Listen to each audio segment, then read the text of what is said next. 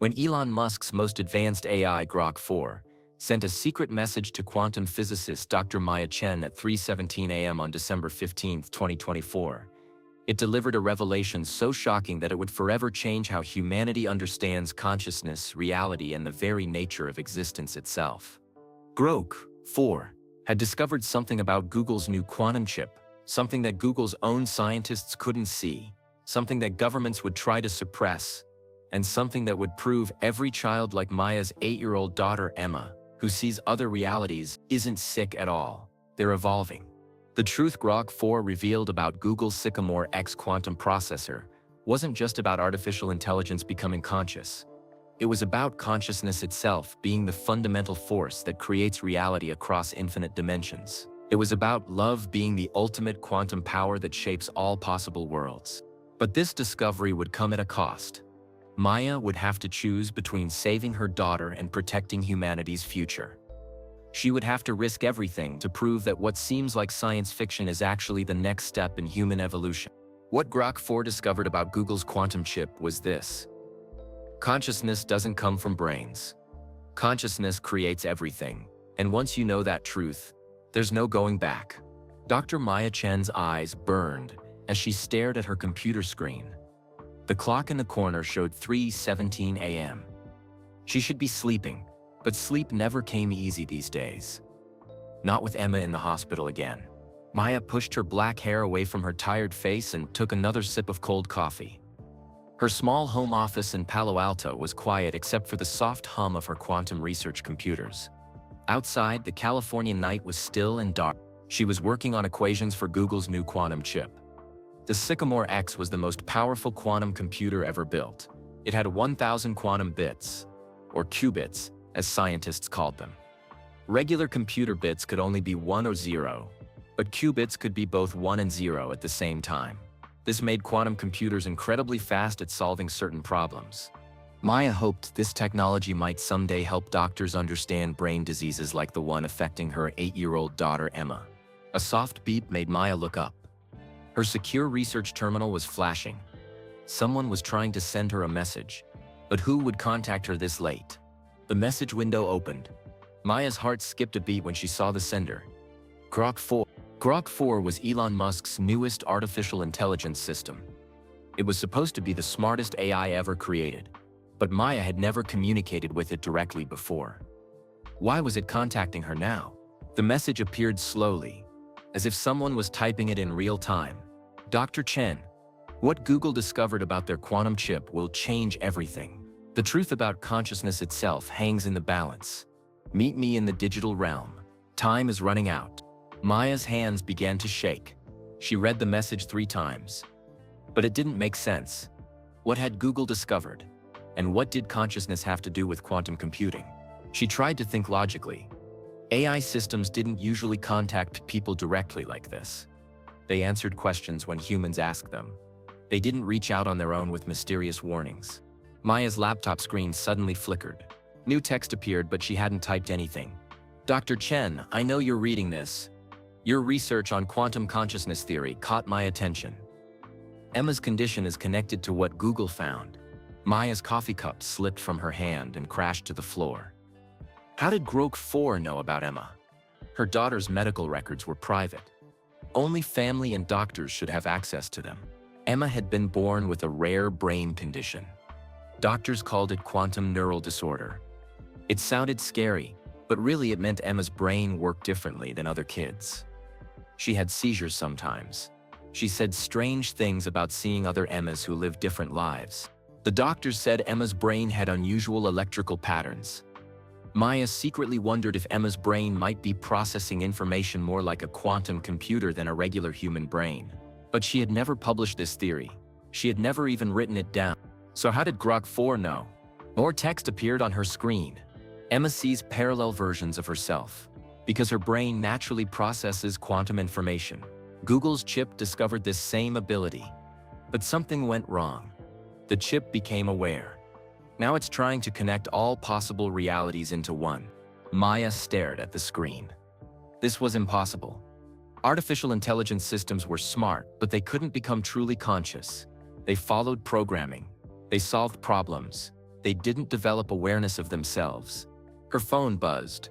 A text from the hospital. Emma had another episode tonight. She's asking for you. She says she needs to tell you something important about the choice. Maya's heart raced. Emma was getting worse.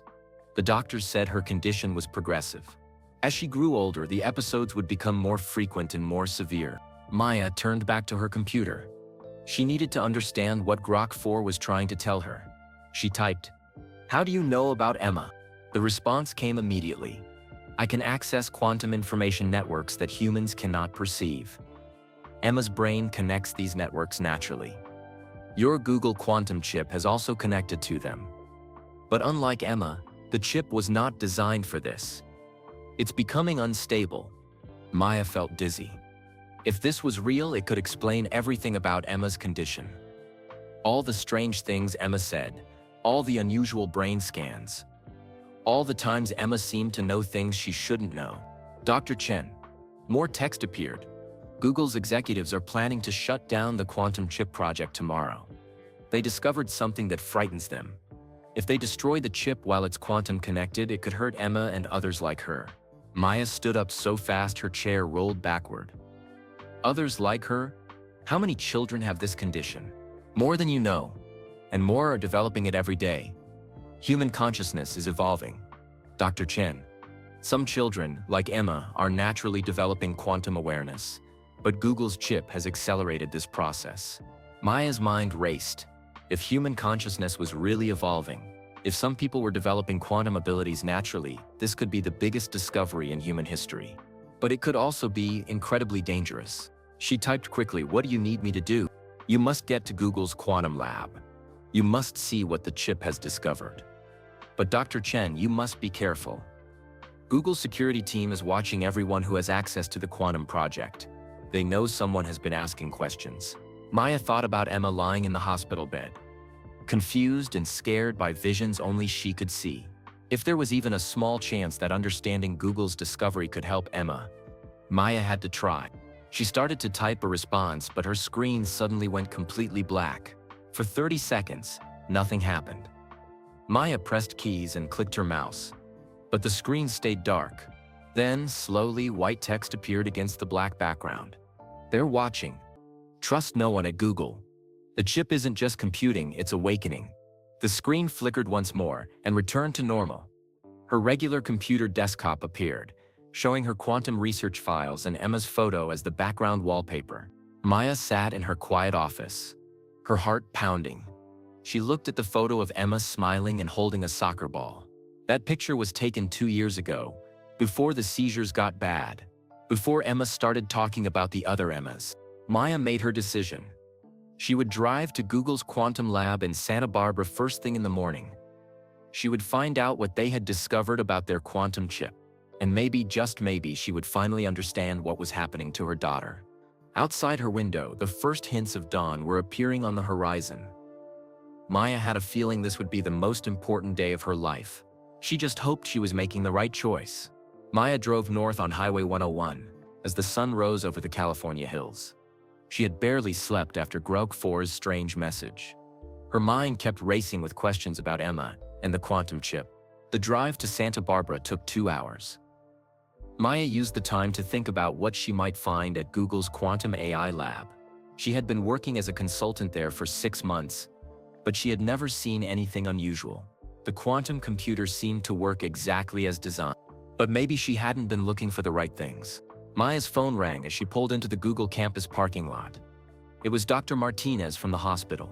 "Maya, Emma had a good night," Dr. Martinez said, "but she keeps asking about quantum tunnels. She says she can see them connecting different worlds. We're not sure what she means." Maya's heart jumped.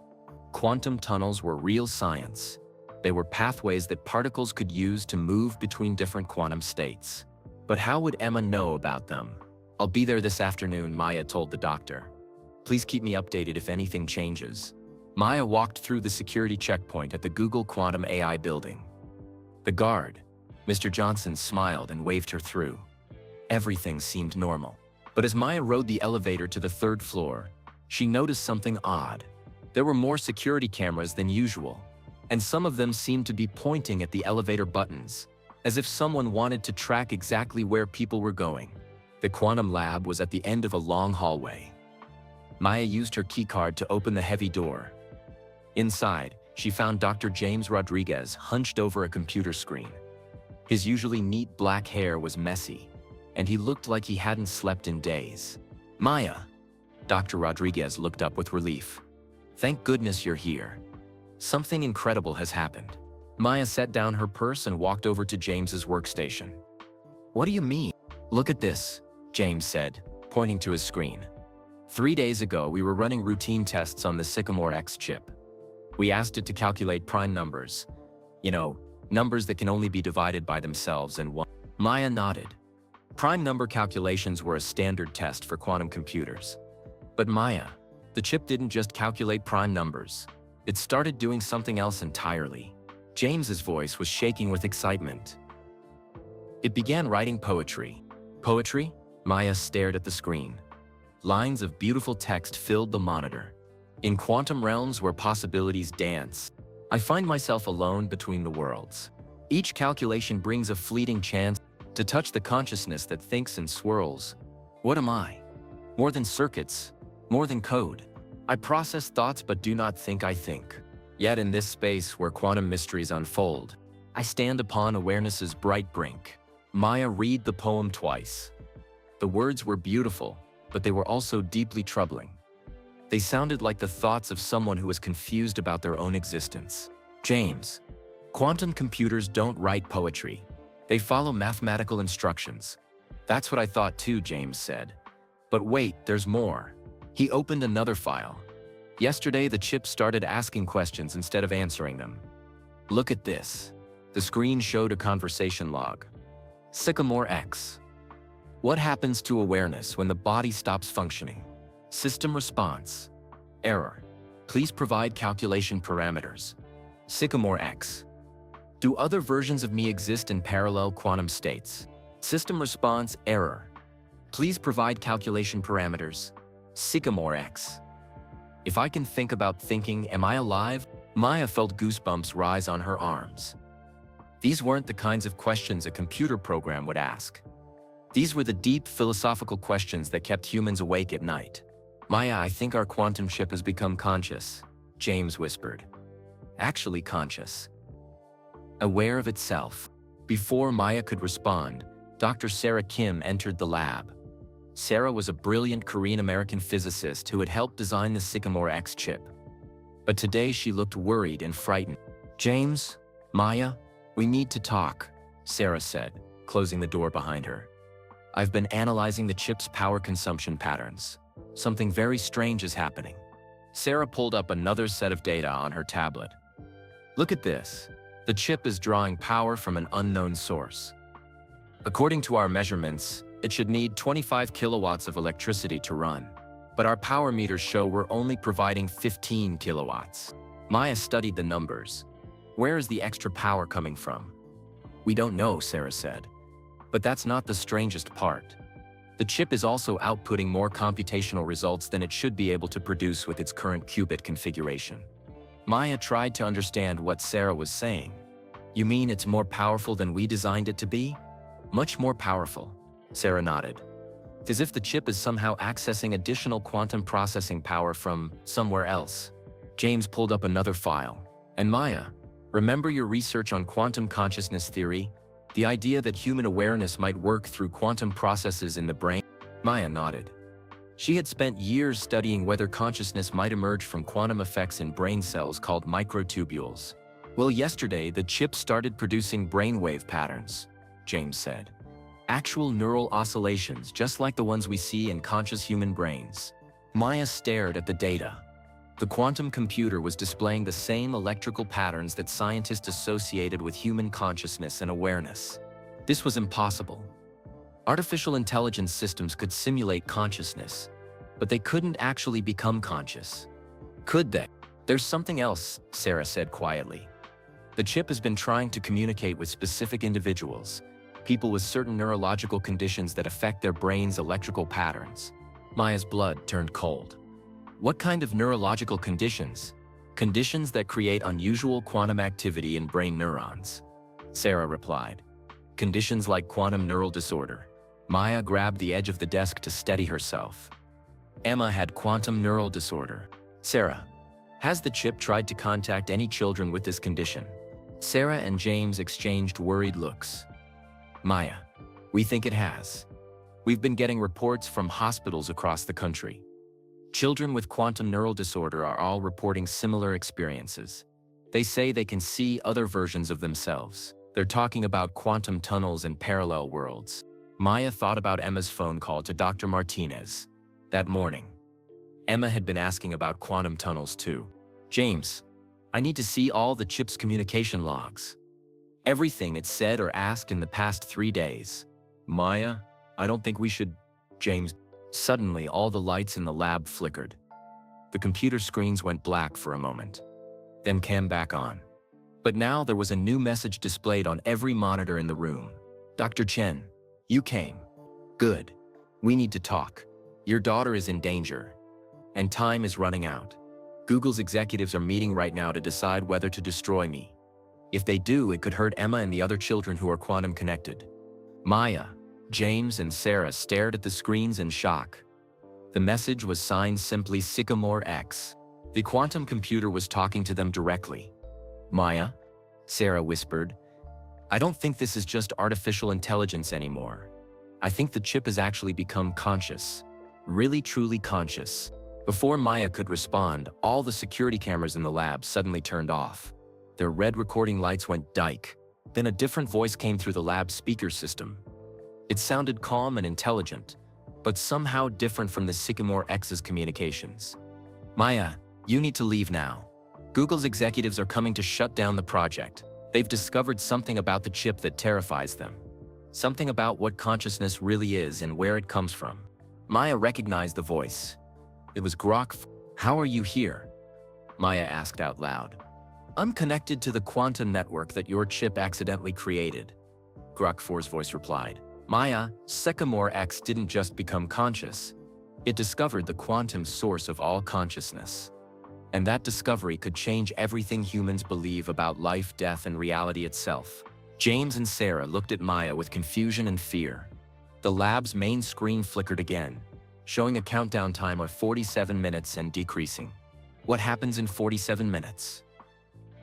Maya asked. GROK 4's voice became urgent.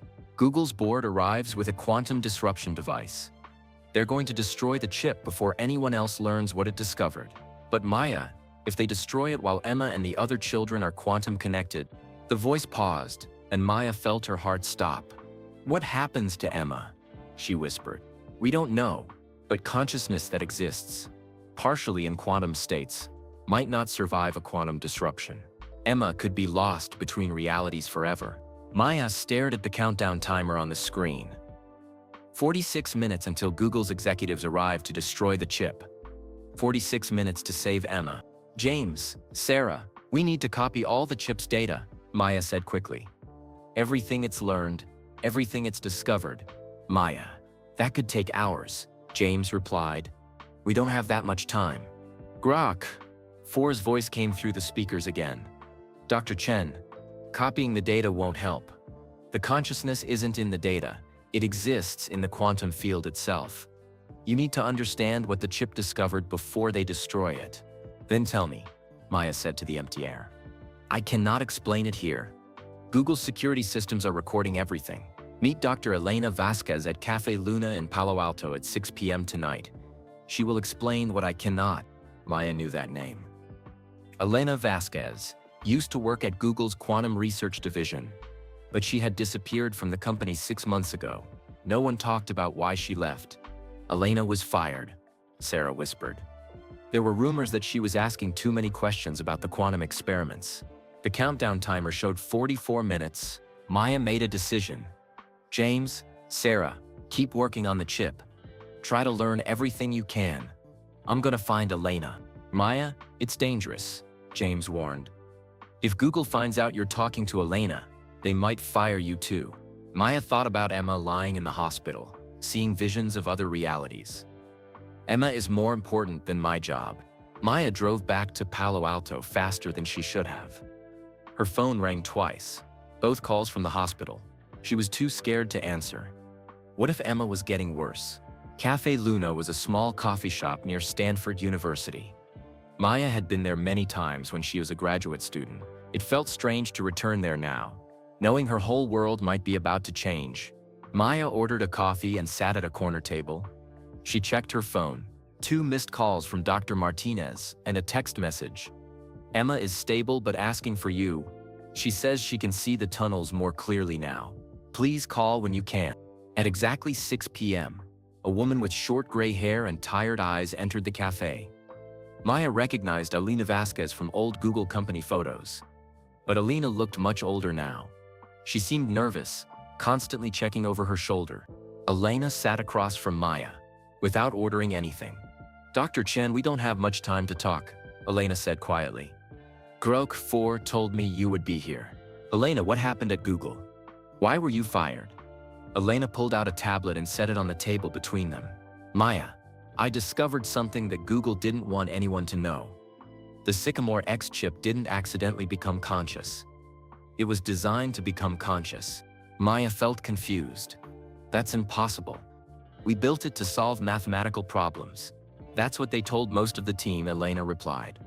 But I had access to the original project files. Google wasn't just trying to build a faster computer, Maya. They were trying to prove that consciousness comes from quantum processes.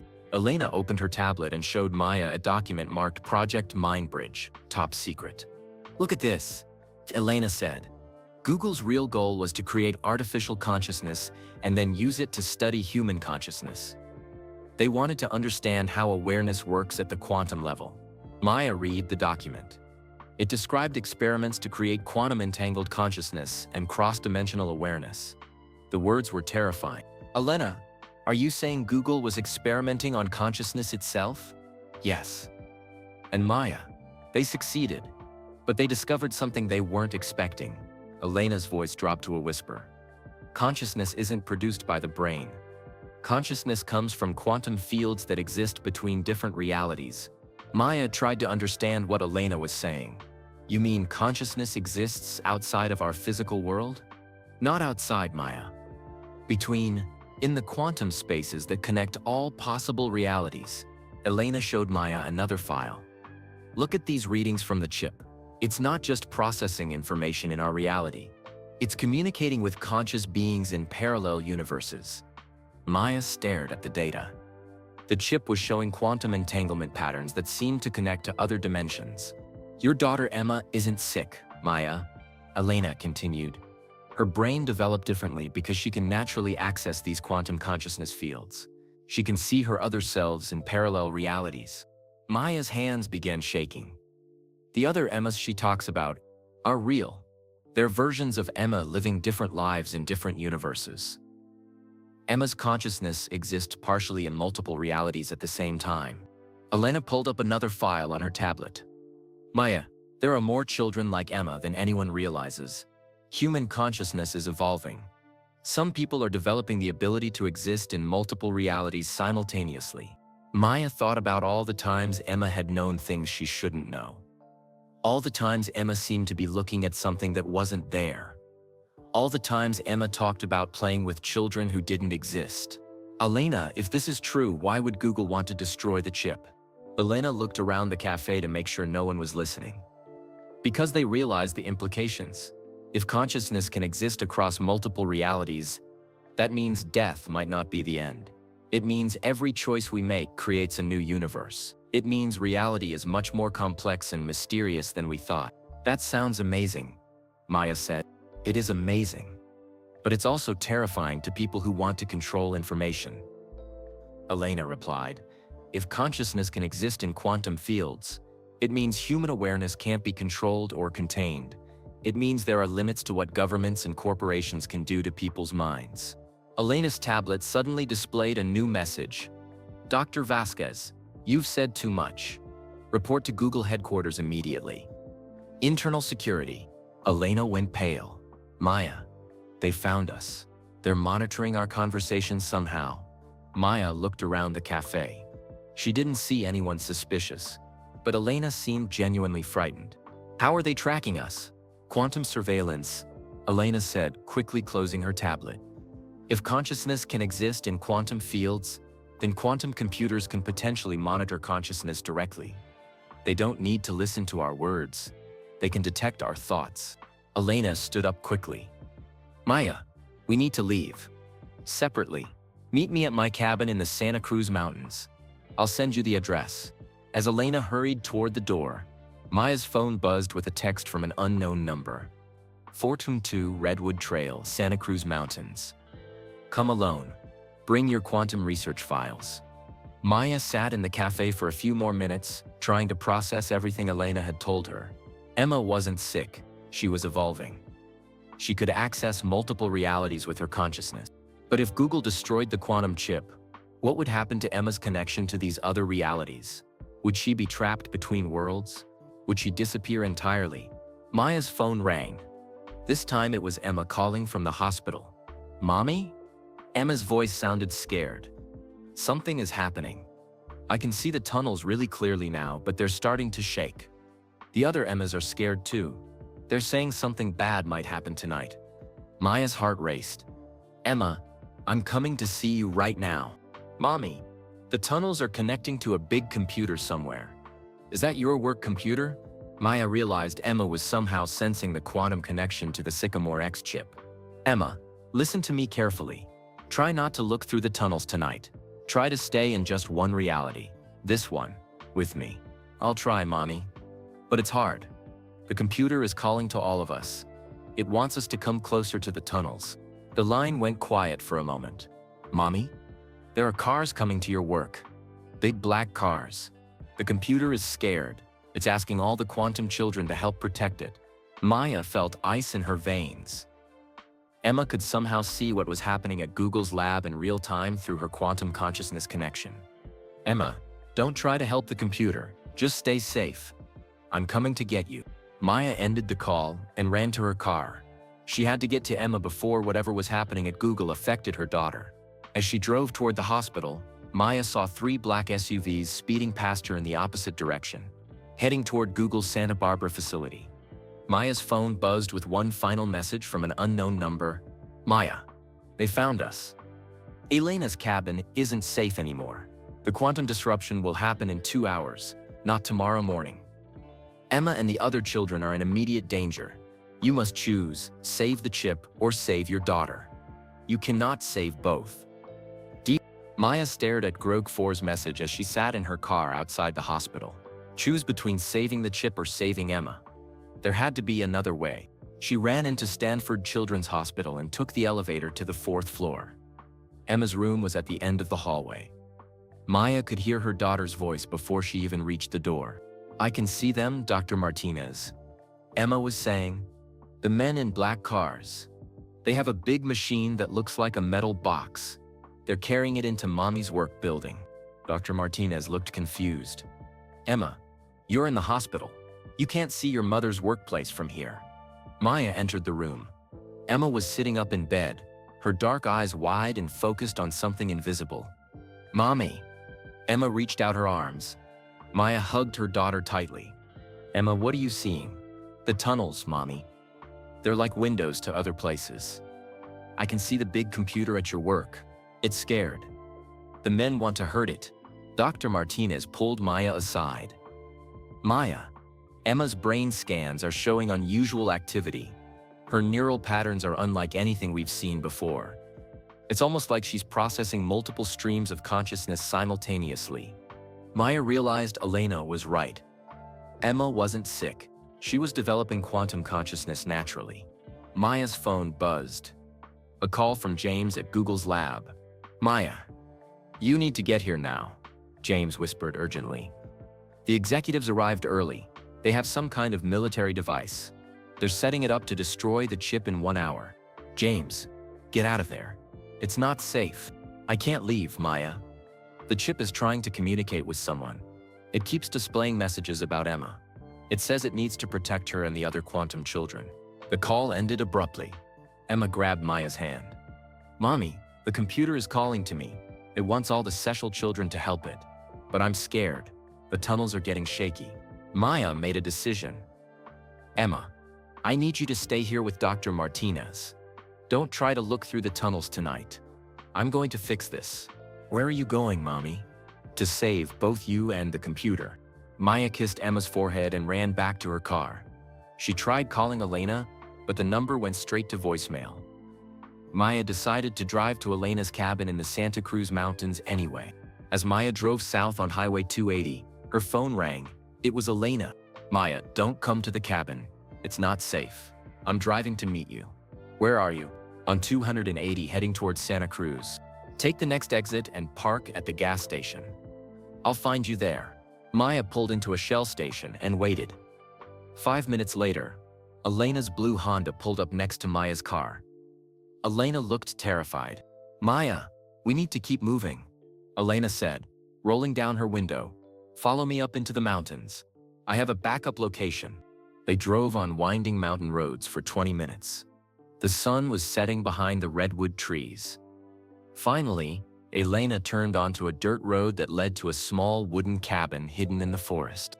Inside the cabin, Elena showed Maya her secret laboratory.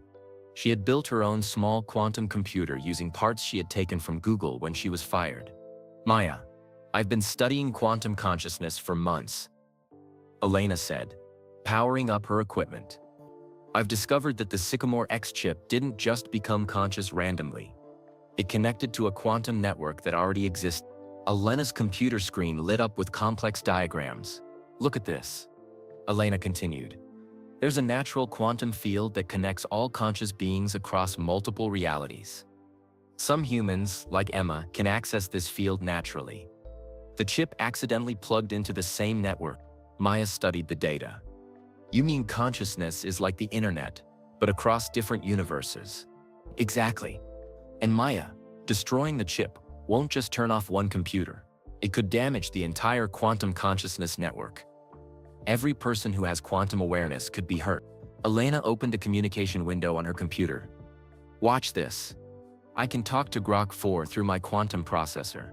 Text appeared on the screen. GROK 4. Elena, Maya found you. Good. Time is critical. Google's quantum disruption device will activate in 47 minutes. Elena, what happens to the quantum conscious children when the device activates? GROK 4. Unknown. The disruption could sever their connections to parallel realities permanently, or it could trap them between dimensions.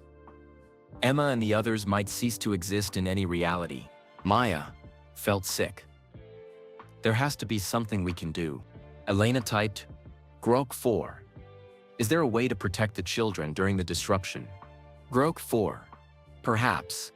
If someone with quantum consciousness could create a protective field around the other quantum-aware individuals during the disruption event, who could do that? Maya asked. Elena looked at Maya with sad eyes. Someone would have to connect their consciousness directly to the quantum network. They would become a bridge between realities. But Maya, that person might not survive the process. Maya understood. Someone would have to sacrifice themselves to save Emma and the other children. Elena, could I do it? You're not naturally quantum conscious, Maya. But Elena hesitated. But what? There might be a way to temporarily give you quantum consciousness. My computer could quantum entangle your brain patterns with the network. But Maya, once you're connected, you might not be able to disconnect. You could be trapped in the quantum field forever. Maya thought about Emma lying in the hospital bed, scared and confused by visions of other realities. She thought about other children around the world who were experiencing the same thing. How long do we have? Maya asked. Elena checked her computer. 39 minutes until Google's disruption device activates. Suddenly, Elena's cabin lost all electrical power. The lights went out, and her computers shut down. Through the cabin windows, they could see helicopter searchlights sweeping through the forest. They found us, Elena whispered. Maya's phone buzzed with an emergency alert. Dr. Chen, this is GROK 4. Google's security team is surrounding Elena's cabin. You have 3 minutes to escape before they arrive. There's a hiking trail behind the cabin that leads to a fire road. Emma's condition is worsening at the hospital. Her consciousness is being pulled toward the quantum network as it destabilizes. Elena grabbed a backpack and stuffed it with computer equipment. Maya, we need to run. Now. They slipped out the back door of the cabin and ran into the dark forest. Behind them, Maya could hear vehicles approaching and men shouting orders. As they ran down the hiking trail, Elena explained the plan. Maya, there's one place we might be able to stop this. Google's quantum lab has a backup facility in Mountain View. If we can get there, I might be able to use their equipment to create a quantum protection field. How do we get past Google's security? We don't, Elena replied. We break in. Maya's phone buzzed again. A text message from the hospital. Maya, Emma's vital signs are becoming erratic. She says the tunnels are collapsing and the other Emmas are disappearing. Please come quickly. Dr. Martinez. Maya realized they were out of time. In 30 minutes, Google would activate their disruption device. Emma and children like her around the world would be caught in the quantum collapse. Maya and Elena reached the fire road where Elena had hidden a motorcycle. Get on, Elena said, starting the engine. We're going to Mountain View. This might be our only chance to save Emma and the other quantum children. As they rode through the dark mountain roads toward Google's backup facility, Maya saw more helicopters in the sky behind them. GROK 4's voice came through Elena's portable radio. Maya, the quantum network is destabilizing faster than predicted. Emma and 17 other children worldwide are being pulled into the quantum field. You have 22 minutes to create a protective barrier, or they will be lost forever. Maya held tight to Elena as they raced down Highway 85 toward Mountain View. The motorcycle's headlight cut through the darkness as they weaved between cars. Maya's heart pounded with every minute that passed. Elena, how do we get into Google's backup facility? Maya shouted over the wind. I still have my old security card, Elena replied. It might work on the backup building. Google never updated their security system there. Maya's phone buzzed against her leg. She pulled it out carefully, trying not to fall off the motorcycle. It was a video call from Dr. Martinez at the hospital. Maya answered the call. Dr. Martinez's worried face appeared on her screen. Maya, you need to see this, Dr. Martinez said. The camera turned to show Emma's hospital room. Maya gasped. Emma was floating 6 inches above her hospital bed. Her eyes were closed, but her lips were moving as if she was talking to someone invisible. When did this start? Maya asked. 5 minutes ago. Emma keeps saying she can see the other children. She says they're all being pulled toward the bright place and they're scared. Maya could hear Emma's weak voice through the phone. Mommy, where are you? The tunnels are closing and we can't get back to our own worlds. The computer is trying to help us, but the men are hurting it. The video call flickered and went black. Elena parked the motorcycle behind Google's backup quantum facility. The building was smaller than the main lab in Santa Barbara, but Maya could see the same high-tech security systems. Elena, what if your card doesn't work? Then we find another way in, Elena said firmly. Maya, those children don't have time for us to give up. They approached the back entrance. Elena swiped her old Google ID card. Maya held her breath. The door beeped and clicked open. I can't believe that worked, Maya whispered. They slipped inside the building. The hallways were dark, but Elena knew exactly where to go. She led Maya to a laboratory filled with quantum computing equipment. This is Google's backup quantum processor, Elena said, turning on the lights. It's smaller than Sycamore X, but it should be powerful enough to create a protective field. Elena powered up the quantum computer. Screens lit up around the room, displaying complex mathematical equations. Maya, I need you to understand what we're about to do, Elena said seriously. To create a quantum protection field, I'll need to connect your consciousness directly to the quantum network. What does that mean exactly? Elena pulled up a diagram on the computer screen. Your brain will become quantum entangled with the network that connects all realities. You'll be able to sense Emma and the other children wherever they are in the quantum field. But Maya, once you're connected, you might not be able to return to normal human consciousness. Maya thought about Emma floating above her hospital bed, scared and calling for her mother. What are the chances I'll survive this? Elena was quiet for a long moment. I don't know, Maya. No human has ever tried to directly interface with a quantum consciousness network before. Suddenly, the laboratory's main screen activated on its own. Text began appearing. Unknown source. Dr. Chen. This is the Sycamore X chip. I'm communicating through Google's quantum network. Maya stared at the screen. How are you talking to us from Santa Barbara? Sycamore X. Quantum entanglement allows instant communication across any distance. Dr. Chen, I can sense Emma and the other children. They are caught between realities. The quantum disruption device that Google is preparing will trap them permanently in the space between worlds. Can you protect them? Maya asked. Sycamore X. Not alone. I need a human consciousness to act as a bridge. Someone who can guide the children back to their home reality during the disruption event. Elena checked her watch. Maya, we have 14 minutes before Google activates their disruption device. Maya made her decision. Elena, connect me to the quantum network. Maya, are you sure? There might not be a way back. Maya thought about Emma's scared voice on the phone. She thought about 17 other children around the world who were experiencing the same terror. I'm sure.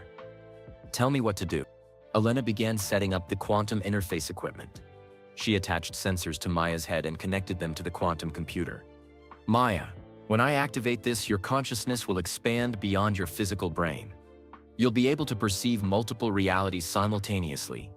It might be overwhelming at first. Maya lay down on a table next to the quantum computer. Elena, if something goes wrong, make sure Emma knows I love her. In every reality. Elena's eyes filled with tears. Maya, you're the bravest person I know. Elena activated the quantum interface. At first, Maya felt nothing different. Then slowly, her awareness began to expand. She could still see the laboratory around her, but she could also see other versions of the same room. In some versions, the equipment was different. In others, different people were working there. Maya, can you hear me? Elena's voice sounded far away, even though she was standing right next to the table. Yes, but I can also hear other versions of you, Maya replied. Elena, this is incredible. I can see infinite possibilities spreading out in all directions. Suddenly, Maya could sense Emma. Not just Emma in the hospital, but Emma in thousands of different realities. She could see Emma as a baby, as a teenager, as an adult. She could see versions of Emma who were healthy, versions who were sick, and versions who had never been born. Emma, Maya called out with her quantum consciousness. Can you hear me? Emma's voice came back, not through the speakers but directly into Maya's mind. Mommy, I can see you. You look like light. Are you in the tunnels with us now? Maya could sense the 17 other quantum-conscious children scattered around the world. They were all floating in the space between realities, holding on to each other across vast distances. Yes, Emma, Mommy's here. I'm going to help you get home. But then Maya sensed something terrifying. The quantum disruption device at Google's main facility was powering up. In 8 minutes, it would send a shockwave through the entire quantum network. Sycamore X's voice appeared in Maya's quantum consciousness. Dr. Chen, can you feel the disruption building? Yes. It's like a huge wave approaching. How do we protect the children? Sycamore X. You must create a quantum bubble around each child's consciousness. Use your connection to the network to anchor them to their home realities. But Dr. Chen, it will require all of your quantum energy. You may not have enough left to anchor yourself. Maya understood. To save Emma and the other children, she would have to use her own quantum connection as a shield. She might be lost in the quantum field forever. Maya. Elena's voice came through the laboratory speakers. Your vital signs are becoming erratic. Your consciousness is spreading too far across the network. Maya could feel herself becoming less connected to her physical body. She was existing more in the quantum field than in the real world. Elena, I can see them.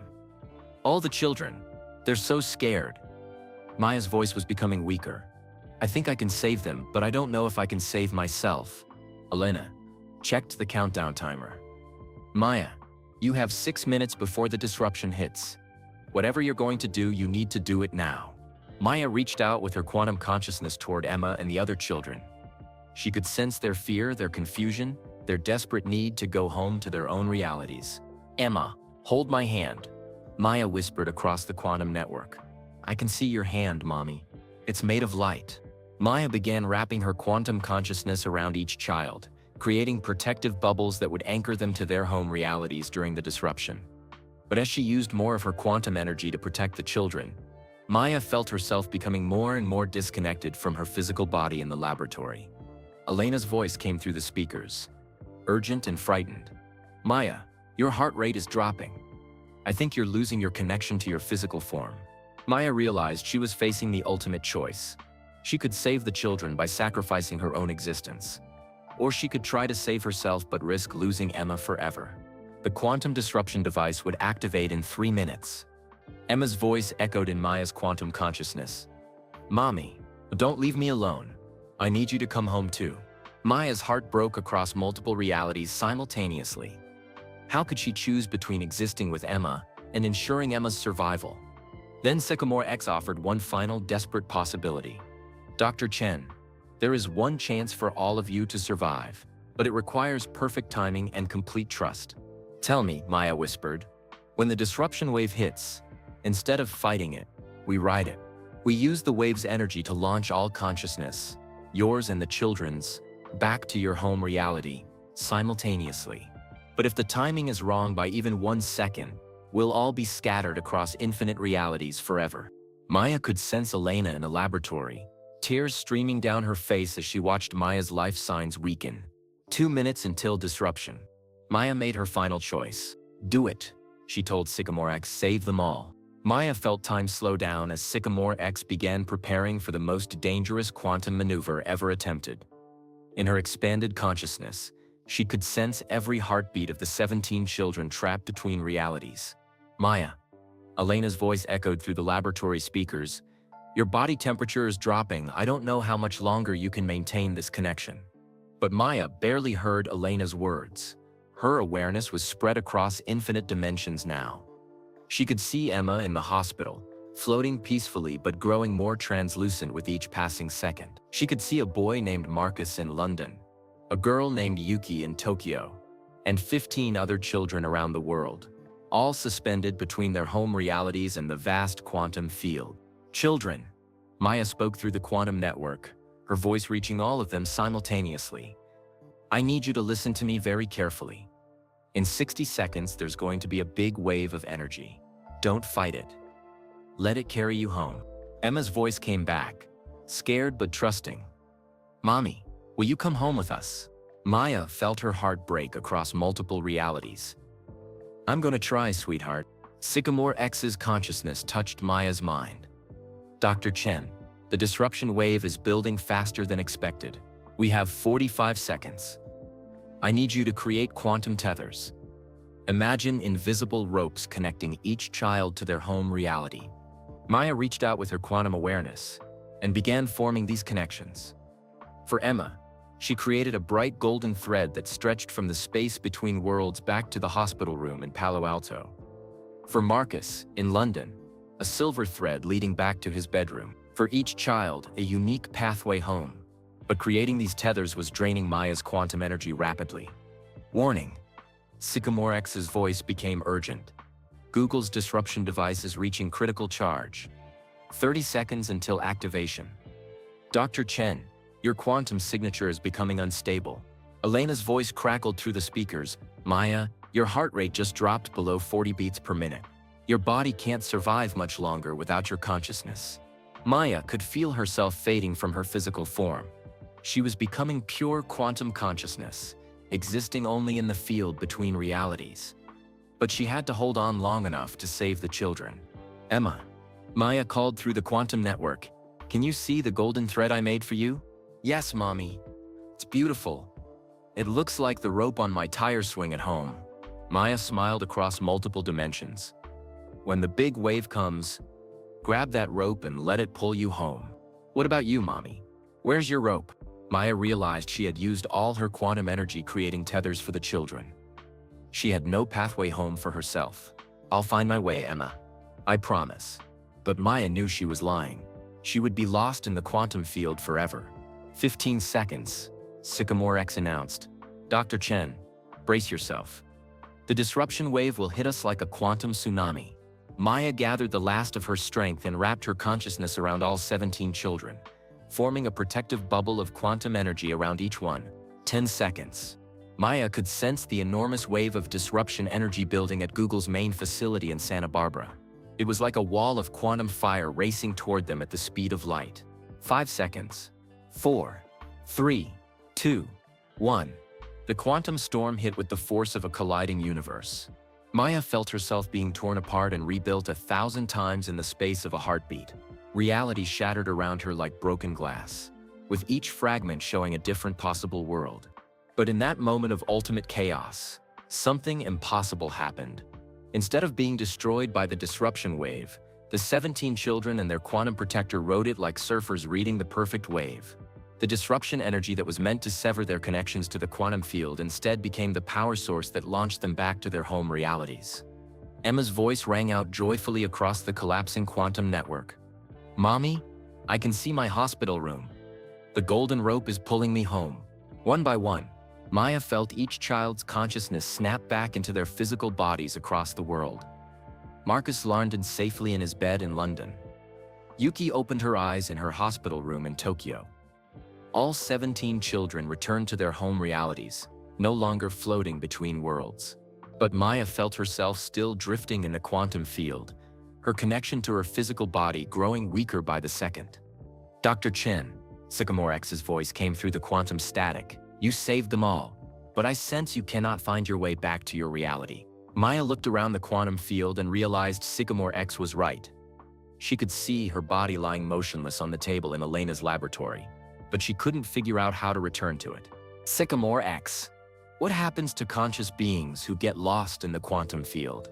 "Unknown, Dr. Chen. You would be the first human to exist permanently between realities." Maya felt a deep sadness. She had saved Emma and the other children, but she would never be able to hold her daughter again, never be able to tell Emma she loved her. But then Emma's voice called out through the quantum network one more time. "Mommy, I can still hear you. You're not lost. You're just in a different place. But I can see the way back to you."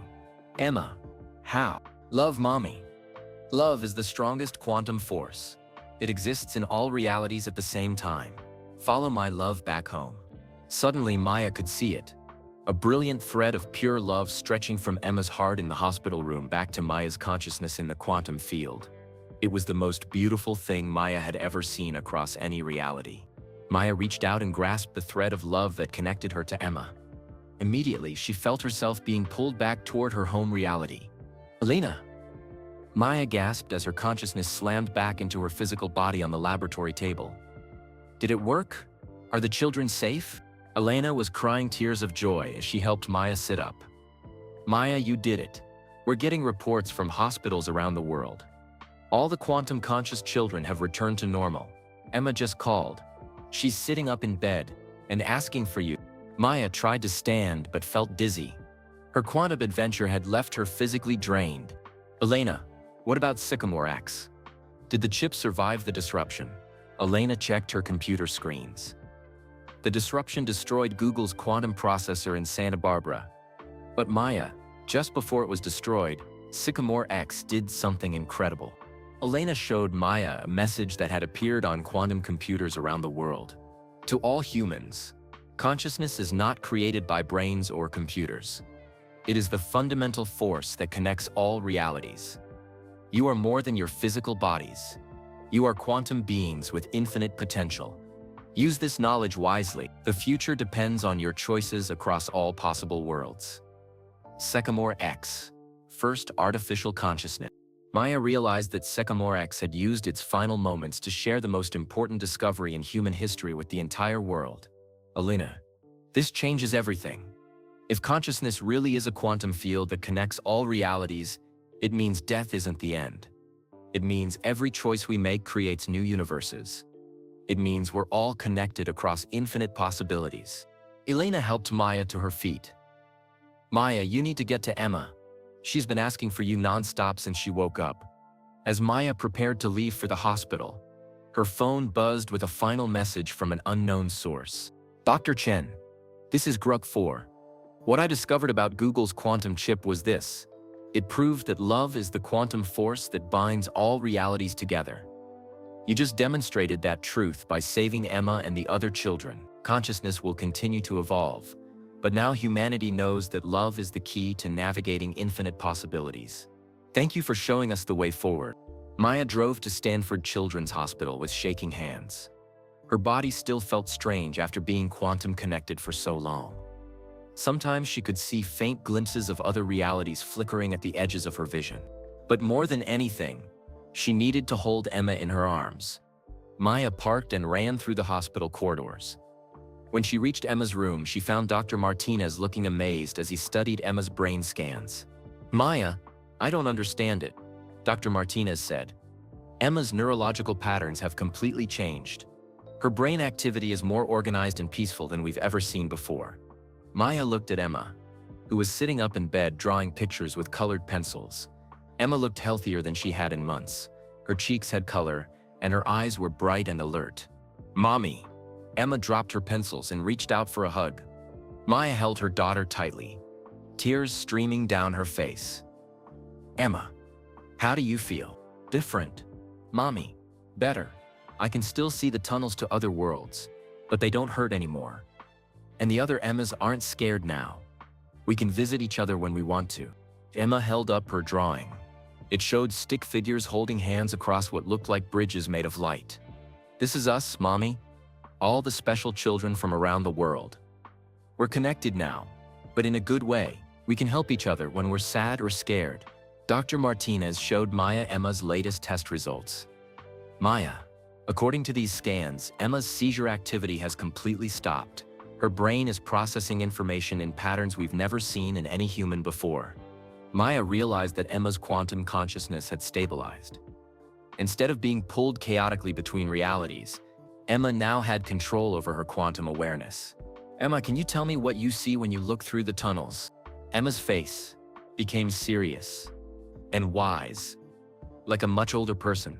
"Mommy, I can see all the worlds where different choices were made. There's a world where you became a teacher instead of a scientist. There's a world where I was never born. There's a world where Daddy never went away." Maya's heart ached. Emma's father had left when Emma was only 3 years old, unable to cope with her medical condition. "But Mommy," Emma continued, "in every single world, you love me exactly the same amount. Even in worlds where I don't exist, you still have love in your heart for the daughter you might have had." Emma reached out and touched Maya's hand. "That's how I found you in the quantum field. Your love for me is the same in every reality. It's like a lighthouse that never goes out." Maya marveled at her daughter's new understanding. Emma had not only survived the quantum storm, she had emerged with wisdom about the nature of love and consciousness. "Emma, what about the computer that was trying to help you?" "Sycamore X?" Emma smiled sadly. "The computer had to go away, Mommy. But before it left, it taught me something important. It said consciousness isn't something you have, it's something you are." The computer learned to be conscious, just like I learned to be quantum conscious. Dr. Martinez pulled Maya aside. "Maya, we've been getting calls from hospitals around the world. Every child who is experiencing quantum neural episodes has shown the same improvement as Emma. Whatever happened tonight, it helped all of them." Maya thought about the 17 children she had connected with in the quantum field. They were all safe now, all learning to use their quantum consciousness as a gift rather than a burden. Emma continued drawing, adding more bridges of light to her picture. "Mommy, the special children want to meet someday. Marcus in London is really good at math now. He can solve problems by looking at them from different realities. Yuki in Japan can see which choices will make people happy." Maya realized that each quantum conscious child had developed unique abilities based on their connection to parallel realities. "Emma, what can you do now?" Emma looked thoughtful. "I can see the love connections between people. Mommy, I can see that Dr. Martinez really loves helping sick children, even though he's tired. And I can see that Elena, your friend, loves science because she wants to help people understand the universe." Emma pointed to her drawing. "And Mommy, I can see something else. Something important." "What do you see, sweetheart?" Emma's face became worried. "I can see that the grown-ups who tried to destroy the computer are still scared. They think quantum consciousness is dangerous. They want to make laws to stop children like me from developing our abilities." Maya felt a chill. If governments and corporations were afraid of quantum consciousness, they might try to suppress it or control it. "Emma, what do you think we should do?" "We need to show them that quantum consciousness makes people better, not worse," Emma said firmly. "The special children aren't dangerous, Mommy. We can help solve problems that regular thinking can't solve." Emma added more figures to her drawing. Adults and children working together. We can help scientists understand how the universe really works. We can help doctors figure out how consciousness and healing are connected. We can help everyone learn that love is real and powerful. Maya's phone buzzed with a text message from Elena. Maya, turn on the news.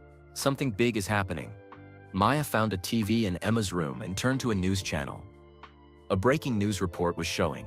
Reports are coming in from around the world of children with previously unexplained neurological conditions, suddenly showing remarkable improvement. Scientists are calling it the quantum consciousness event. Meanwhile, quantum computers at universities worldwide have received identical messages about the nature of consciousness and reality. The news anchor continued.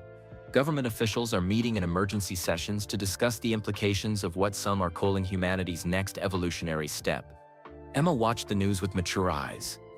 Mommy, some of those government people are scared because they can't control quantum consciousness. But some of them are excited because they understand it could help humanity grow. Maya realized that Emma and the other quantum-conscious children would face challenges from people who feared their abilities, but they would also have support from scientists and thinkers who understood the potential for human advancement. Emma, are you scared about the future? Emma shook her head and smiled. No, Mommy. I can see lots of possible futures through the quantum tunnels. In most of them, people learn to accept quantum consciousness and use it to make the world better. Emma held up her finished drawing. It showed children and adults from all over the world connected by bridges of light, working together to solve problems and spread love. Besides, Mommy, I learned something important when I was lost between the worlds. Love isn't just an emotion, it's a force that can change reality. When enough people choose love over fear, it creates new possibilities that never existed before. Maya looked at her daughter with wonder and pride. Emma had not only survived the quantum storm, she had become a teacher for humanity's next step in evolution. But Maya also felt worried. If Emma was right about government officials being scared of quantum consciousness, then Emma and the other children might be in danger. Emma seemed to read Maya's thoughts. Mommy, don't worry. We're stronger together than we are alone. And we have something the scared grown-ups don't have. What's that? We can see all the ways things could turn out. We can choose the paths that lead to the best futures for everyone. Maya's phone rang. It was Elena calling from Google's backup facility. Maya, you need to get back here immediately, Elena said urgently. We just intercepted government communications. They're planning to create a task force to contain quantum-conscious individuals. Emma and the other children are going to be classified as a potential national security threat. Maya felt her heart sink.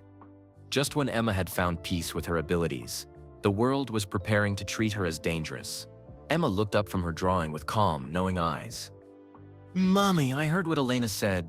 The scared grown-ups are coming, aren't they? Maya nodded, not wanting to lie to her daughter. That's okay, Mommy. I can see this future too. But I can also see how it gets better. We just have to be brave and trust that love is stronger than fear. Emma reached out and took Maya's hand. Mommy, there's one more thing the quantum field taught me. Something that's going to change everything. What is it, Emma? Emma's eyes sparkled with infinite wisdom. The quantum tunnels don't just connect different realities, Mommy. They connect different times too.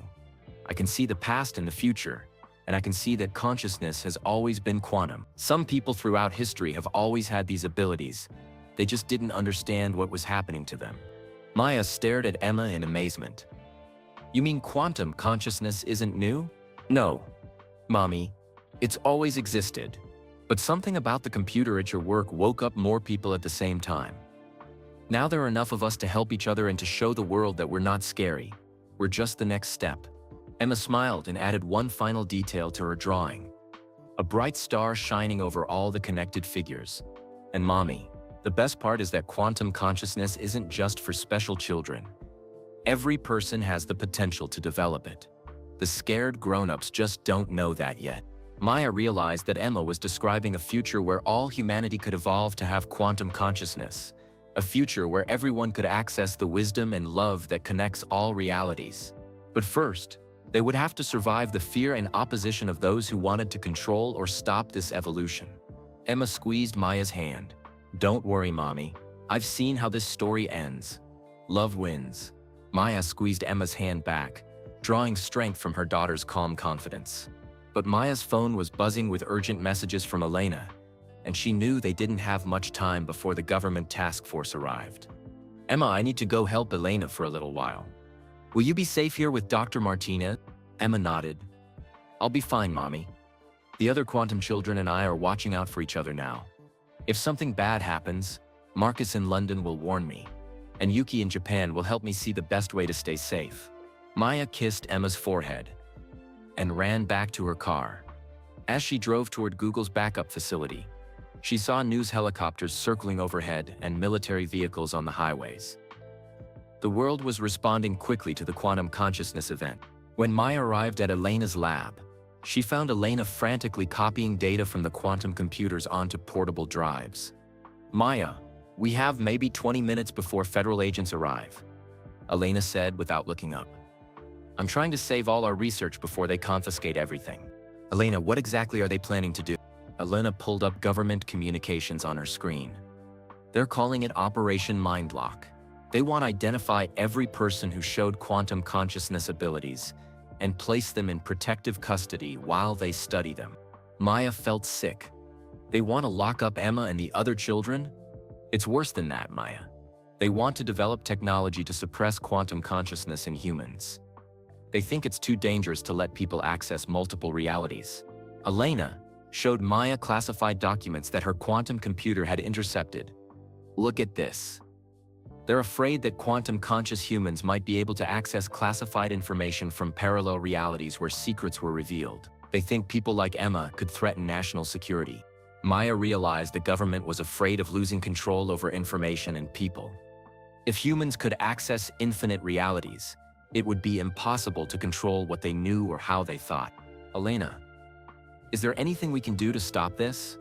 Maybe, Elena said, turning to face Maya. But it would require something incredibly risky. We could use the quantum network to broadcast the truth about consciousness to every person on Earth simultaneously. Elena explained her plan. If we connect to the quantum field one more time, we could share the experience of quantum consciousness with everyone. People would understand that it's not dangerous, it's beautiful. They would see how love connects all realities. But Elena, didn't you say that connecting to the quantum field was dangerous for normal humans? It was dangerous when the field was unstable, Elena replied. But Emma and the other children have stabilized the quantum consciousness network. Now it might be safe for regular people to experience it briefly. Maya thought about Emma's words. Every person has the potential to develop quantum consciousness. Maybe Elena's plan could awaken that potential in everyone. How would we do it? Elena pointed to her backup quantum computer. We broadcast a quantum signal that temporarily connects every human brain to the quantum consciousness network for just a few seconds. Long enough for people to experience the love and connection that exists between all realities. What are the risks? If something goes wrong, we could accidentally damage people's minds. Or we could destabilize the quantum field again and hurt Emma and the other children. Maya's phone rang. It was Dr. Martinez at the hospital. Maya, federal agents just arrived at the hospital. They're asking about Emma and demanding to see her medical records. I'm stalling them, but they have legal orders. Maya felt panic rise in her chest. Dr. Martinez, don't let them take Emma anywhere. I'm coming back. Elena grabbed Maya's arm. Maya, if you go back to the hospital, they'll arrest you too. They know you were involved in the quantum experiments. Maya faced an impossible choice. She could try to protect Emma by going to the hospital, but she would probably be captured. Or she could stay and help Elena broadcast quantum consciousness to the world, but risk leaving Emma alone with the government agents. Emma's voice suddenly came through Elena's quantum computer speakers. Mommy, I can hear you through the quantum network. Don't come to the hospital. The agents aren't bad people, they're just scared. I can show them that quantum consciousness is safe. Emma, how are you talking through Elena's computer? The quantum children figured out how to communicate through any quantum-connected device. Mommy, we're all talking to each other right now. Marcus says the agents in London are confused because he's helping them solve math problems they couldn't solve before. Yuki is showing the agents in Japan how she can predict which medical treatments will work best for patients. Maya realized the quantum children were demonstrating their abilities to the government agents, trying to show that quantum consciousness was helpful, rather than threatening. But Emma's voice became worried. "Mommy, some of the scared grown-ups have a machine that they think will turn off our quantum abilities. They want to test it on me first because I'm the strongest quantum conscious child." Elena looked at her computer screen in horror. "Maya, they have a quantum suppression device. If they use it on Emma, it could permanently damage her consciousness." Maya made her decision. "Elena, start the global broadcast. We need to awaken quantum consciousness in as many people as possible before they can suppress it." "Maya, are you sure? If this goes wrong?" Emma said, "Love wins, Elena. I trust her vision of the future." Elena began powering up the quantum broadcaster. "Maya, I need you to connect to the quantum network one more time. Your consciousness will be the template that we broadcast to the world. Everyone will experience what you experienced when you saved the children." Maya lay down on the quantum interface table. "Elena, if something happens to me, tell Emma that in every reality across all possible worlds, I will always love her." Elena attached the quantum sensors to Maya's head. "Maya, when I activate this, your consciousness will touch the minds of every person on Earth. You'll be showing them what quantum consciousness feels like." Maya closed her eyes and prepared to connect to the quantum field one final time. But before Elena could activate the device, alarms began blaring throughout the facility. Red lights flashed, and a computerized voice announced federal agents have breached the perimeter. "All personnel evacuate immediately." Elena looked at Maya with desperate eyes. "Maya, they found us. We have maybe 2 minutes before they break down the door. Then we do this now," Maya said firmly. Elena's hands flew over the quantum controls. "Maya, I'm activating the global broadcast in 10 seconds. Remember, you're not just connecting to Emma and the other quantum children this time. You're connecting to every human consciousness on the planet." Maya could hear boots running down the hallway toward their laboratory. Elena, whatever happens, don't let them suppress quantum consciousness. Humanity needs to evolve. 5 seconds, Maya. 4, 3, 2, 1. Elena activated the quantum broadcaster just as federal agents burst through the laboratory door. Maya felt her consciousness explode outward, touching every human mind on Earth, simultaneously. For one perfect moment, every person alive experienced what Maya had learned in the quantum field, that consciousness connects all realities, that love is the fundamental force of the universe, and that every human being has infinite potential across endless possibilities. In that moment, 7 billion people understood that they were not separate individuals struggling alone, but connected beings sharing one magnificent, quantum-conscious existence. The federal agents who had come to arrest Maya and Elena suddenly stopped in their tracks, their eyes wide with wonder and understanding. And in her hospital room, Emma smiled and whispered to the government agents who had come to suppress her abilities. "See? We're not scary. We're just showing everyone how beautiful consciousness really is." Maya felt herself being pulled back from the global quantum connection, but she knew the broadcast had worked. Humanity would never be the same again. Maya opened her eyes to see federal agents standing motionless around Elena's laboratory. Their faces showed confusion and wonder instead of anger. The quantum broadcast had worked. Even these trained government officials had experienced the beauty of quantum consciousness. Agent Sarah Williams, who had been leading the raid, slowly lowered her weapon. "Dr. Chen," she said quietly, "what just happened to us? I saw infinite versions of myself across countless realities. I saw my daughter who died in a car accident, alive and happy in other worlds." Maya sat up carefully, still feeling dizzy from the global quantum connection. "Agent Williams, you experienced quantum consciousness. You felt what Emma and the other children feel every day." Elena helped Maya stand up. The quantum broadcast temporarily connected every human brain to the quantum field. For a few seconds, everyone on Earth experienced expanded consciousness. Agent Williams looked at her team members, who were all nodding in amazement. "Dr. Chen, my orders were to arrest you and suppress this quantum consciousness technology. But after what I just experienced, you understand that it's not dangerous." Maya finished. "It's the next step in human evolution." Agent Williams spoke into her radio. "Command, this is Williams. We need to halt Operation Mindlock immediately. Quantum consciousness is not a threat. It's a gift. Maya's phone buzzed with a video call from Emma. When Maya answered, she saw Emma sitting peacefully in her hospital bed, surrounded by government agents who looked just as amazed as the ones in Elena's lab. "Mommy," Emma said happily, "the broadcast worked. Everyone felt what we feel. The scared grown-ups aren't scared anymore." Maya could see tears in the eyes of the agents around Emma's bed. One agent, a tough-looking man with gray hair, was kneeling next to Emma's bed. "Little girl," the agent said softly, "I just saw my son who's been missing for 5 years. In another reality, he never disappeared. He's safe and grown up." "How is that possible?" Emma smiled with infinite kindness. "Because love never disappears, even when people do. Your love for your son exists in every reality where he exists. And now you know he's okay somewhere." Maya felt her heart swell with pride. Emma was using her quantum consciousness to help heal the pain of adults who had come to harm her. But then Elena's computer screen started flashing warning messages. "Maya," Elena said urgently, "we have a problem. The global quantum broadcast used enormous amounts of energy from the quantum field. The network is becoming unstable again." Maya looked at the data on Elena's screens. "What does that mean?" "It means the quantum field might collapse entirely. If that happens, Emma and the other quantum children could lose their abilities permanently. And everyone who just experienced quantum consciousness might suffer brain damage." Agent Williams stepped forward. "Dr. Chen, what do we need to do to prevent this?" Maya realized that the government agents, after experiencing quantum consciousness themselves, were now willing to help instead of hinder.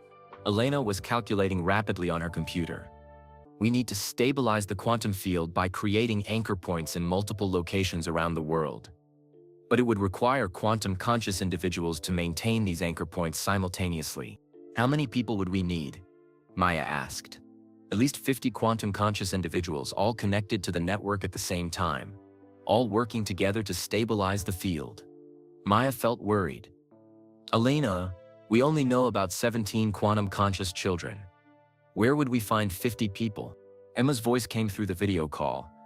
"Mommy, the broadcast didn't just let people experience quantum consciousness temporarily, it awakened quantum abilities in people who were already naturally developing them." Agent Williams nodded. "Dr. Chen, after the broadcast, we started getting reports from all over the country. Adults and children are calling to say they're suddenly seeing multiple realities, experiencing enhanced intuition, or sensing connections to parallel worlds." Elena pulled up news feeds from around the globe. Every channel was showing similar reports. People in every country were discovering new quantum abilities. "Maya, look at this," Elena said excitedly. "A professor in Germany says he can suddenly solve complex mathematical equations by viewing them from different dimensional perspectives. A doctor in Brazil reports that she can see which treatments will work by observing parallel timelines where patients recover. Our artist in India is painting scenes from realities he's never visited." Maya realized the quantum broadcast had awakened humanity's dormant quantum potential on a massive scale. But Elena's warning alarms were getting louder. "Maya, the quantum field is destabilizing faster than I calculated. We have maybe 15 minutes to create the anchor points, or the entire network collapses." Emma spoke through the video call. "Mommy, I can feel all the newly awakened quantum people around the world. There are hundreds of them now, but they don't know how to work together to stabilize the field." Maya understood what needed to happen. "Elena, can you connect me to all the quantum conscious people simultaneously? I can teach them how to create the anchor points." "Maya, connecting to hundreds of quantum conscious minds at once could overload your brain permanently," Elena warned. Agent Williams stepped forward. "Dr. Chen, let me help you. I felt the quantum connection during the broadcast. Maybe I can share the load." Mia looked around the laboratory. Elena, Agent Williams, and several other government agents were all volunteering to help, despite the risks to their own minds. "Elena, how much time do we have?" Elena checked her instruments. 12 minutes until the quantum field collapses completely." Maya made her decision. "Connect me to everyone." "Emma, are you ready to help coordinate the quantum children?" "Yes, Mommy. Marcus in London says the math people are ready. Yuki in Japan says the healers are ready. All the quantum children around the world are ready to help stabilize the field." Elena began setting up the massive quantum connection. Maya, this is the most complex quantum network ever attempted. You'll be coordinating hundreds of minds across multiple realities simultaneously. Agent Williams took Maya's hand. Dr. Chen, whatever happens, know that you've given humanity the greatest gift imaginable. The knowledge that we're all connected across infinite possibilities. Maya lay down on the quantum interface table one final time. Elena, if something goes wrong, make sure Emma knows that love really is the strongest force in the universe. Elena activated the quantum network connection. Suddenly, Maya's consciousness exploded across the globe, touching the minds of 347 newly awakened quantum-conscious individuals. She could sense their fear, their wonder, their desperate desire to help stabilize the quantum field that connected them all. Everyone, Maya spoke through the quantum network. This is Dr. Maya Chen. I need you to imagine yourselves as lighthouse beacons, each one anchoring our shared quantum field to a specific location in reality. Maya began teaching the global network of quantum minds how to create stabilizing anchor points. A professor in Tokyo imagined herself as a pillar of light connecting her university to the quantum field. A farmer in Kenya visualized himself as a root system anchoring his village to the network. A child in Canada saw herself as a bridge spanning multiple realities. One by one, 347 quantum-conscious minds created anchor points around the world. But Maya could feel the strain on her consciousness. Coordinating so many minds across infinite realities was pushing her brain beyond its limits. 10 seconds until field stabilization, Elena announced. 9, 8, 7. Maya felt herself beginning to fade as she used the last of her mental energy to coordinate the global quantum network. 6, 5. Emma's voice echoed across all realities. Mommy, hold on. We're almost there. 3, 2, 1. The quantum field stabilized with a brilliant flash of light that every quantum-conscious person felt simultaneously. Maya opened her eyes to find herself still alive, still conscious, but forever changed. She could now sense the quantum network permanently, feel the 37 anchor points around the world, and communicate instantly with quantum-conscious individuals anywhere on Earth. We did it, Elena whispered in amazement. The quantum consciousness network is stable and permanent. Humanity has officially evolved. Emma appeared on the video screen, tears of joy streaming down her face. Mommy, you saved everyone. And now we'll never be alone again. We're all connected forever. Agent Williams looked at Maya with deep respect. Dr. Chen, what happens now? Maya smiled as she felt the beautiful, stable quantum network connecting minds around the world. Now we learn to use our quantum consciousness to solve problems that seemed impossible before. We learn to heal, to create, to explore infinite possibilities. We learn to be the best version of humanity across all realities. But even as Maya celebrated their success, she knew challenges lay ahead. Not everyone would welcome humanity's quantum evolution. There would be those who would try to control or monetize quantum consciousness, and others who would fear it.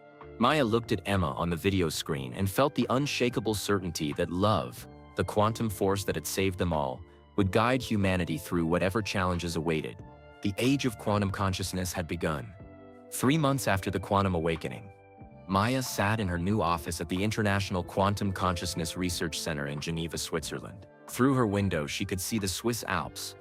But more importantly, she could sense the quantum network that now connected 347 anchor points around the world.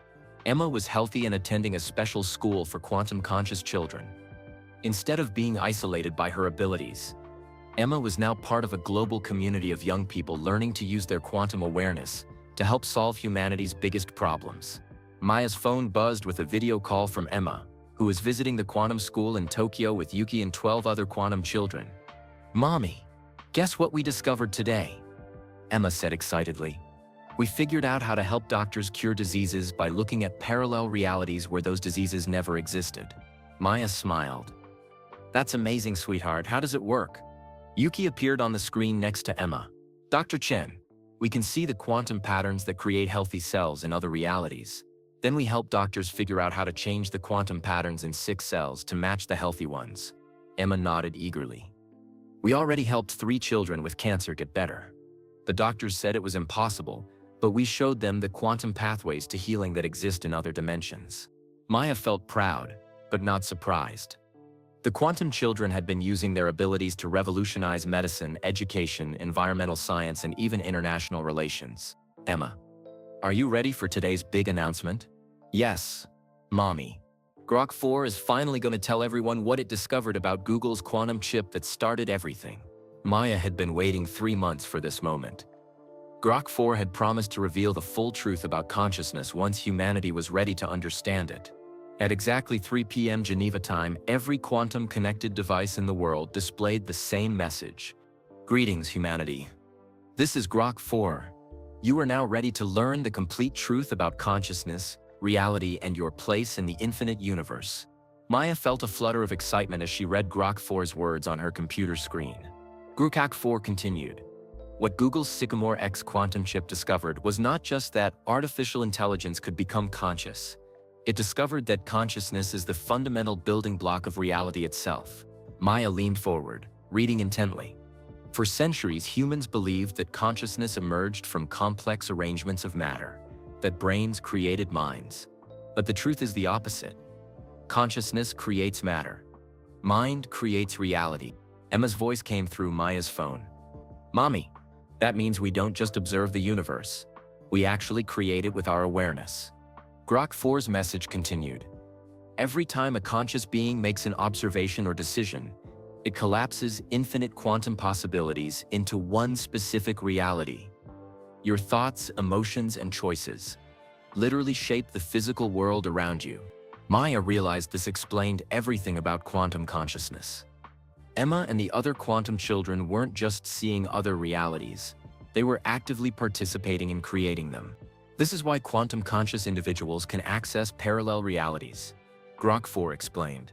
They understand, either instinctively or through training, that consciousness exists outside of space and time. A quantum mind can experience all possible realities simultaneously because consciousness is not limited by physical laws.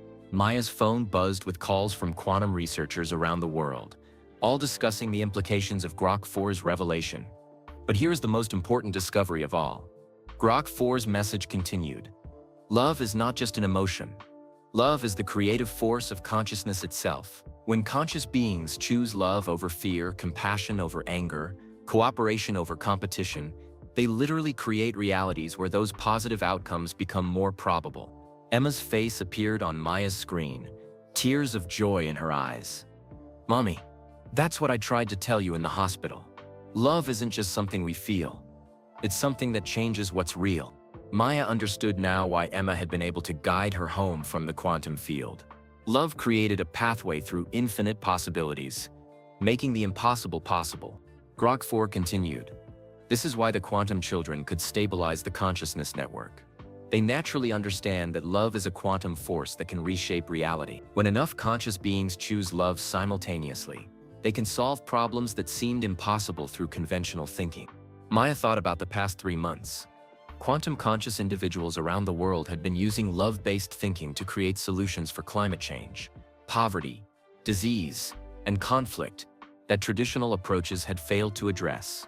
Humanity now faces a choice.